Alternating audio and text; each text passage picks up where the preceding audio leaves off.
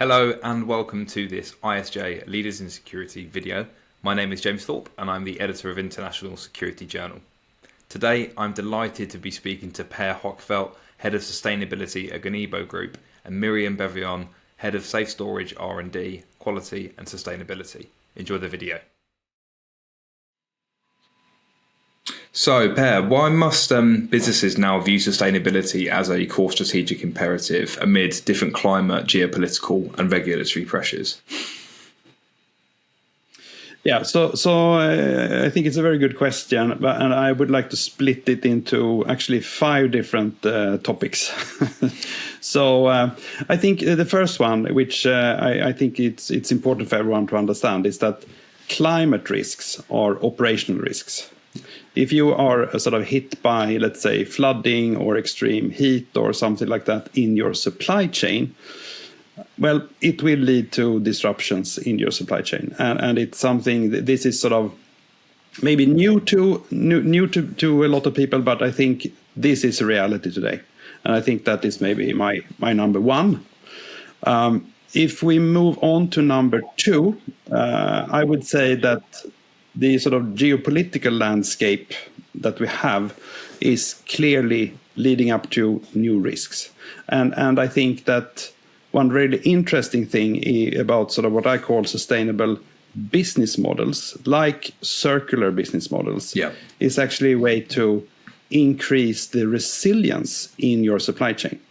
If you don't have to rely on raw materials coming from the other side of the planet, but they are actually close to your existing operations because you have like a recycling facility that generates the raw materials, well, you are actually de-risking a lot of geopolitical risk. Then you have, I would say, regulatory risk. Yeah. I think we can all agree regulatory risk will increase regardless of what you read in the media. Regulatory requirements are important to not important for the front runners. Yeah. Like we see ourselves as a front runner, but I think for getting the big mass of companies, because the majority of companies are SMEs. Yeah. And I think the big companies, we have the resources to investigate all this, but I think you know if you're a small company, you sometimes need a little push and clarity on what you need to do. Then I think customer requirements are something that we also need to understand that these are increasing. And I have been in this role now for almost 15 years, and I can say the trend is quite clear. Customer requirements are constantly going up. So if you want to be relevant, you need to make sure that you're meeting these kind of requirements. And then the last one on this question, I would say, is we should think a little bit more about future generations. I mean, when you're designing a product with a high carbon footprint, you're basically locking in fossil footprint and sending it into the next generation. Yeah. I mean, we design products that will live for 20, 50 years. I think it's really important for our industry to think about that. So I think locking in sort of fossil fuels and sending it into the future, I really don't think it's what we should be doing. Yeah. Well, thank you for those insights. And I mean, looking at the strategy aspects there, and I think something which will resonate with a lot of SMEs, like you say, and larger businesses as well. When we look at sustainability and how we embed it into that long-term strategy in line with those different risks and changes we're seeing, how do businesses do that without compromising profitability, but also agility as well, which is so imperative today?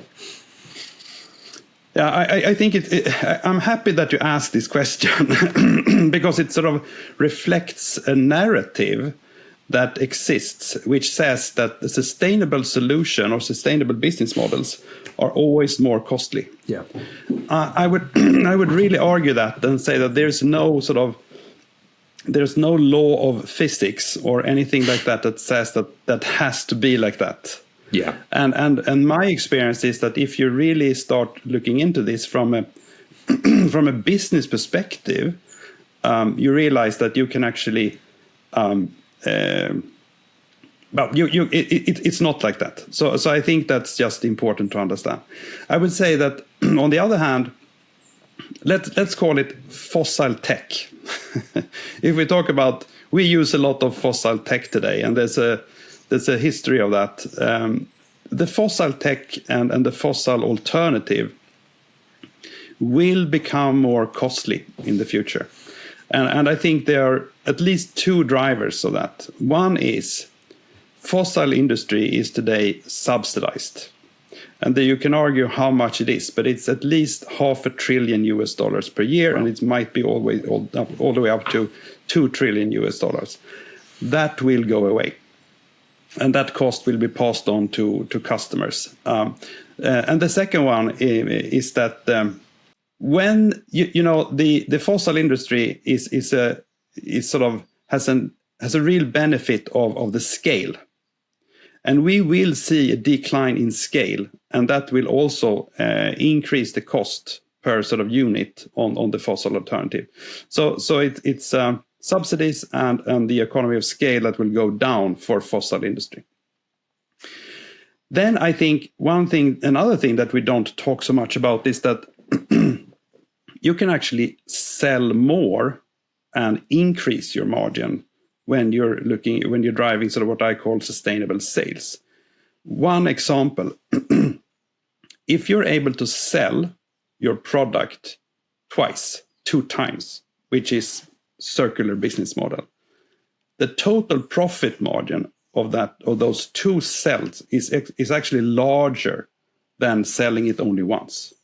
So if you want to improve your margins, try to sell your product two times. I think that is something we need to talk a lot more about, and a lot more business leaders need to be aware about that.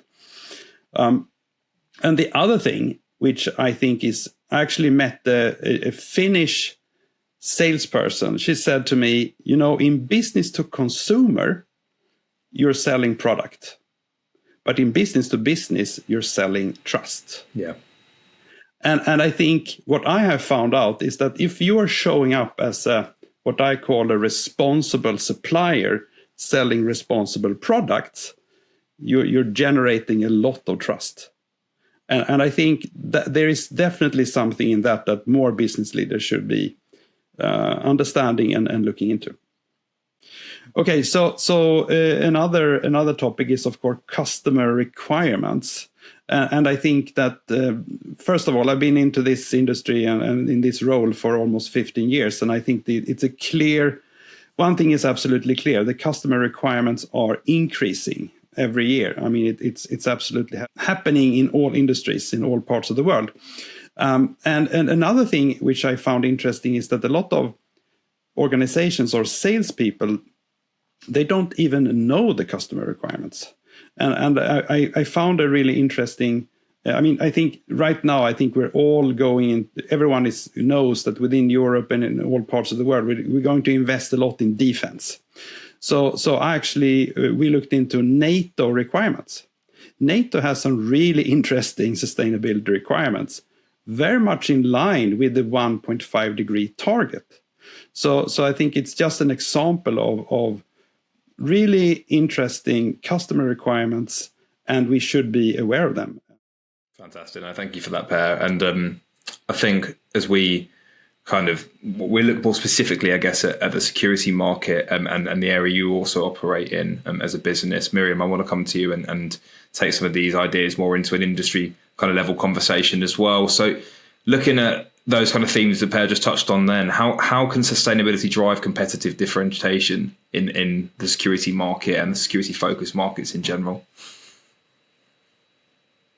So before I try to understand this question, I would like to perhaps highlight that as a starting point.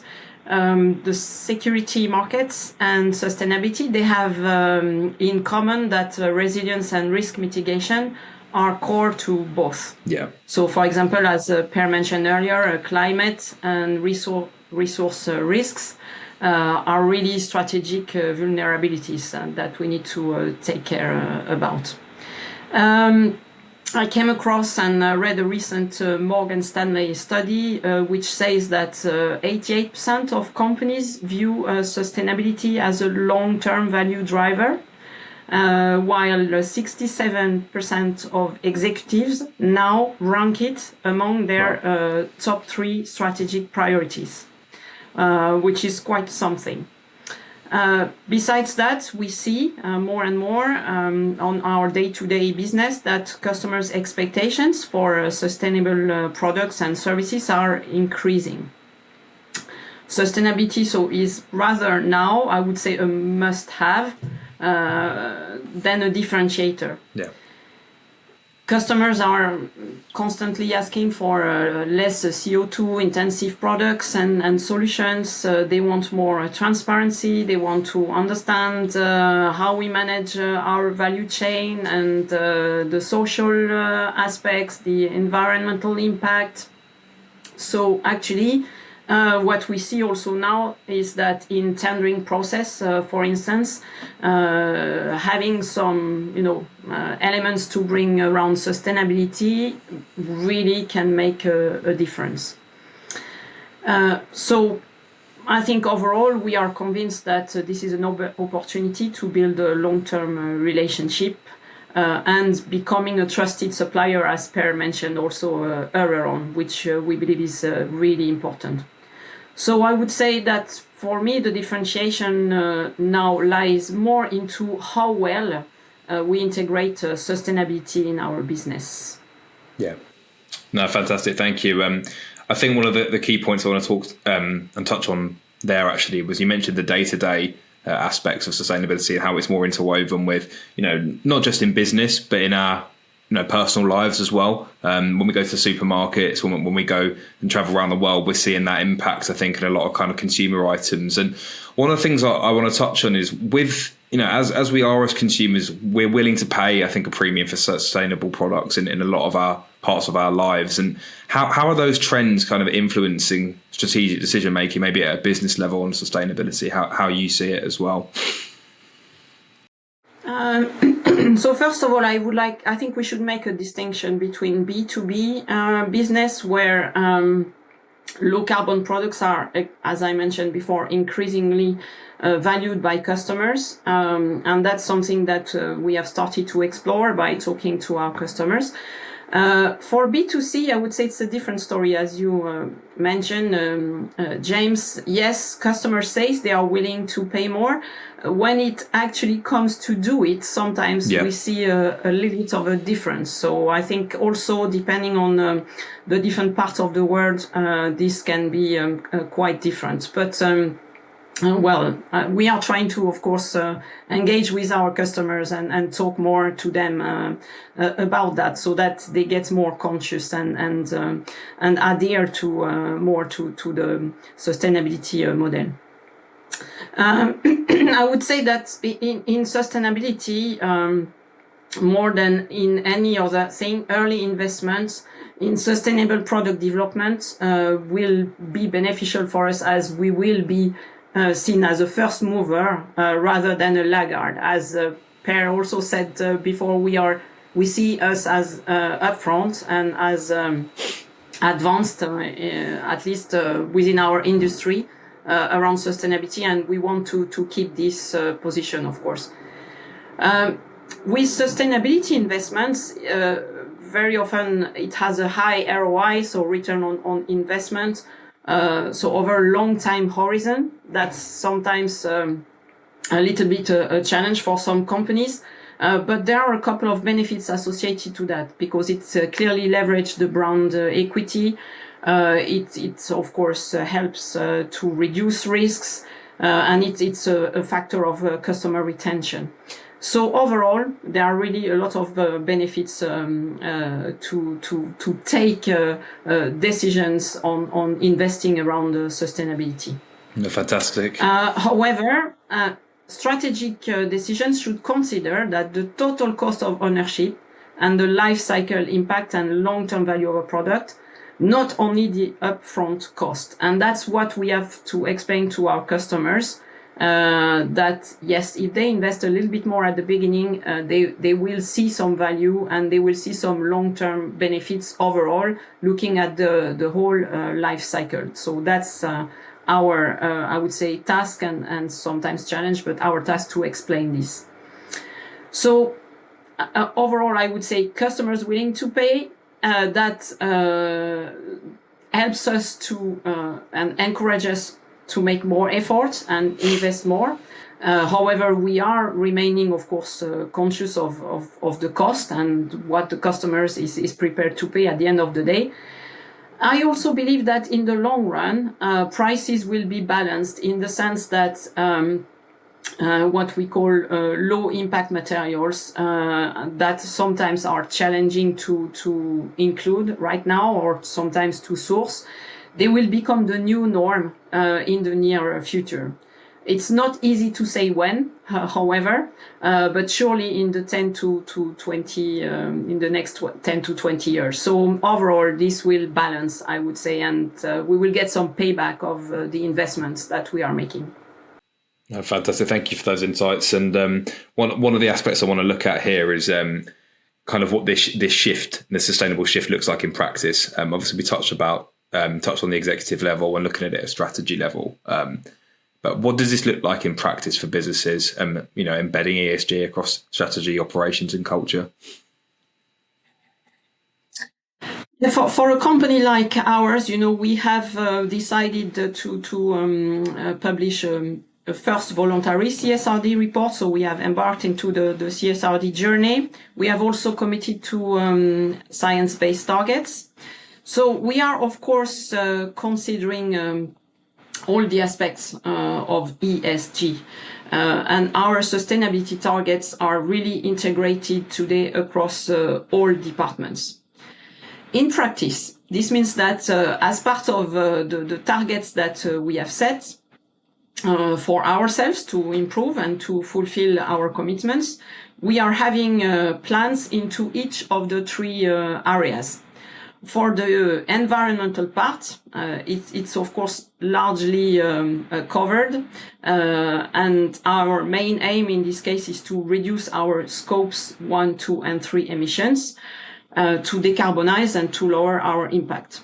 This means that we have to work on our processes, we have to switch to full renewable energy, we have to select lower impact materials to make our products, to work on resource optimization, to reduce waste reductions, and so on and so on. So there's a lot of things on the environmental part. The social part is also something we take very seriously. So we are, of course, engaging with our own workforce. And we have, for example, released more training sessions in order to develop a sustainability culture, to focusing on building a workforce for the future, upskilling people, taking care of the risks and hazards that health and safety is something that we take very seriously. Diversity, also community engagement. For example, we recently launched a rewards program towards local communities through our employees, as we want to support some good initiatives that our people are involved in their private life around their communities. We are also, of course, engaging with our up and downstream partners through regular dialogues to manage also this overall value chain.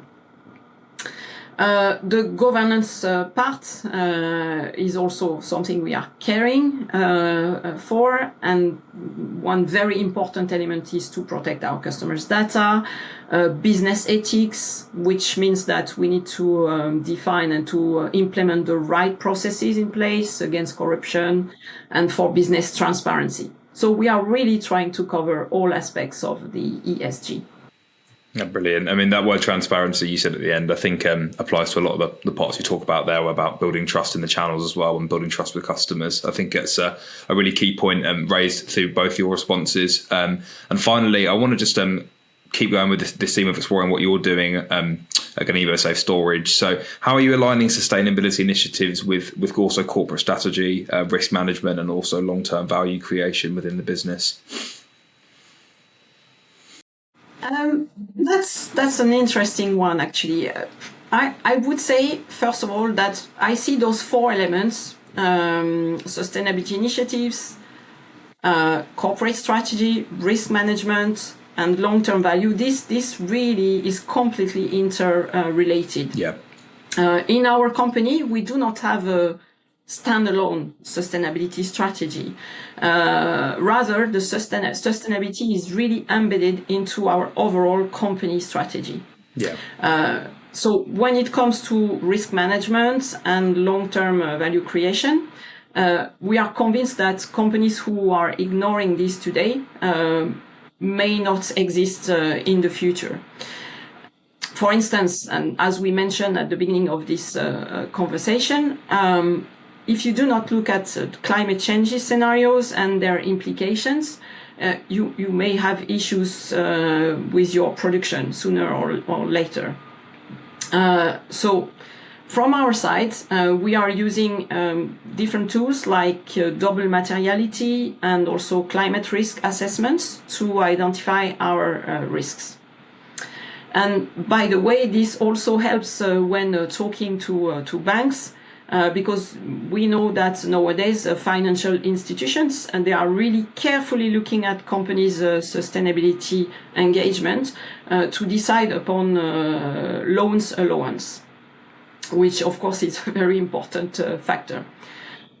So we see sustainability both as a risk lens and a growth lever to really foster innovation, support our market positioning, and also stakeholder trust, as we mentioned already a couple of times in this conversation. So the only thing I would like to highlight is that really a sustainability journey looks more like a marathon rather than a 100-meter race. So resilience and regular adjustments are key to staying in the course. But overall, we believe that a sustainable company is a company that secures its future and perpetuates its value. Myriam, thank you so much for your insights. Per, thank you as well, and thank you for joining me on today's discussion.